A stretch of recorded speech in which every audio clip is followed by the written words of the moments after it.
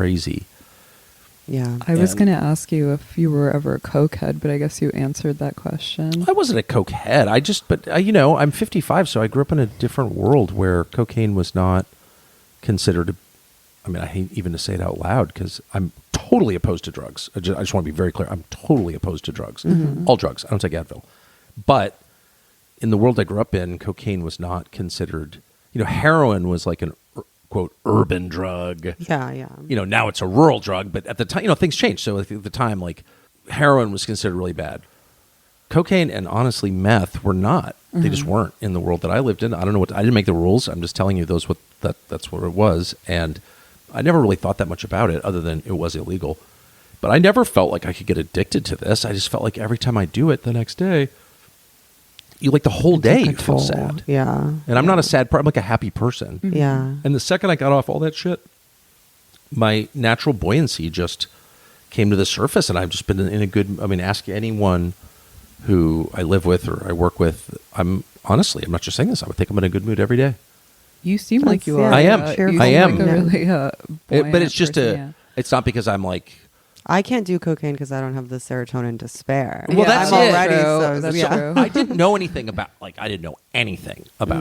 the physiological effects of drugs or alcohol, but that is totally real, and you can wreck it. And I have friends, who are literally 55 still doing it. They never got off it, and it's not good for you. No, of course, it's really horrible, and it's very easy to see that in hindsight. But you say that you always had a happy marriage, loved your wife, loved your children, were a pretty successful guy. So what do you think made you even go down that road of like immoderation or it's just the world I grew up in. It was just, I don't mean to blame environment for my shortcomings. Obviously, some of it's genetic. I'm, Northern European by ancestry. That plays a huge factor in it. I have one Jewish friend of mine, one of my roommates, who became an alcoholic. He's the only Jewish guy I know. Yeah, that's weird. There are not a ton of Greeks or Italians. It really is. Like, I think the theory that the later your ancestors were introduced to alcohol, the higher the likelihood that you'll be dependent on it is totally real. Like, what's the alcoholism rate among the Inuit? Yeah. It's overwhelming. Right. Because they didn't see distilled spirits until 1910 or something. Whereas the Jews, the Italians, the Greeks, the people of the Levant, like, they've had it forever. They had that Manischewitz wine forever. Yeah, and also Inuits are like Asian, right? So they have like a natural allergy to alcohol. That may play a role too. So genetics are real. It's not the whole story. Genetics are never the whole story behind anything, but they are heavily influential in people's behavior, obviously. And any effort to pretend otherwise is just like idiotic. So just shut up.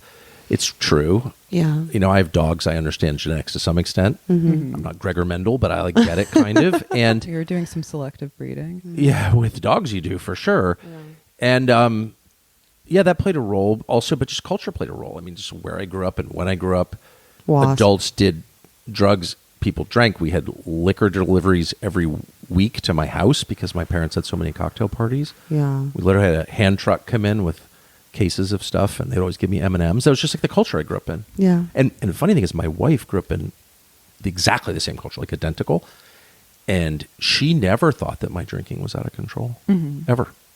She's like, really, why'd you go drinking? I was like, well. And she's like, I never thought you drank too much just because that's the culture that we grew up in. Yeah. And it's absolutely abhorrent to people who didn't, particularly Jewish friends of mine, or like their parents would be like, oh, that's too much drinking. They were 100% right, 100% right. But like, we just didn't see it because that's how we grew up.